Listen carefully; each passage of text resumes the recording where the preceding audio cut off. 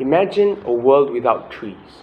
The grounds that used to be filled with the sense of peace and serenity that gives animals a place to call home, all gone. What remains from it are windswept, barren grounds, and a worn-out, empty battlefield becomes its only resemblance. What if the tables turn and it's your home that is dealt with these consequences? Just to point it out, I'm talking about deforestation. What can we do to ensure it does not expand significantly compared to the status quo? First, I will state my opinion on the reasons behind my previous statement, the key processes in reducing effects of deforestation, and benefits of taking the steps needed to save not just our forests, but the world. To begin, let me start with the reason of why should we stop deforestation by stating that stopping deforestation addresses various challenges. Preserving forests helps protect the millions of plants and animal species, many of which have been valuable to human medicine, that are indigenous to forests and in danger of extinction. Keeping forests intact also helps prevent floods and drought by regulating regional rainfall. Moreover, preventing deforestation also helps with climate change. Trees, forest plants, and forest salts store huge amounts of carbon. When they are cut, this powerful carbon storage is rendered useless. Stored carbon is released in the form of CO2 and methane.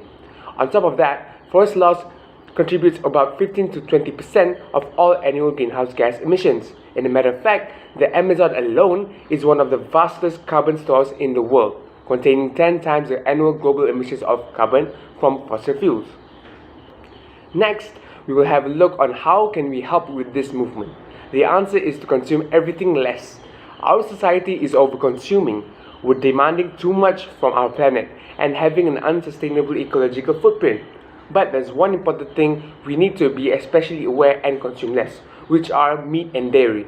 According to the WWF, it's estimated that deforestation caused by livestock is responsible for the discharge of 3.4% of current global emissions of carbon to the atmosphere every year. The whole industry, in fact, contributes to around 14% of the global anthropogenic greenhouse emissions. In addition to that, replanting trees can have a major impact on this issue because the more forests that are being torn down, the more that we need to help with this cause. Not only that, replanting trees make a great hobby and a fun activity with the family too. I know what you might be thinking now. Why would I even care if the rate of deforestation increases? Well, allow me to open your eyes wider. If you don't do it now, or at least care in doing the most simple of steps, your children and grandchildren will not know how it is to live with clean oxygen. I must add to that.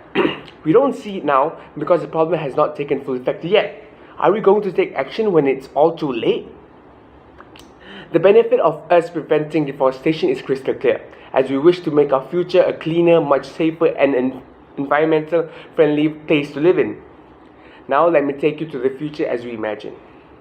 Green trees as far as the eye could see, the majestic landscape of flora and fauna, and that precious breath of fresh air. Isn't that great? In the words of Louis Armstrong, I see trees of green, red roses too. I see them bloom for me and you, and I think to myself, what a wonderful world. Yes, indeed it is. To sum it all up, I've explained the needs of preventing deforestation, the ways to prevent and reduce the effects of deforestation, and the main benefit of preventing it from turning worse. If you want to know more on this, you can log on to www.worldwildlife.org/threats/deforestation and forest degradation today and see how you can help the forests of the world. Remember now, we're doing this for the smiles of the next generation. This is for the sake of a better tomorrow, and it starts with us. Thank you.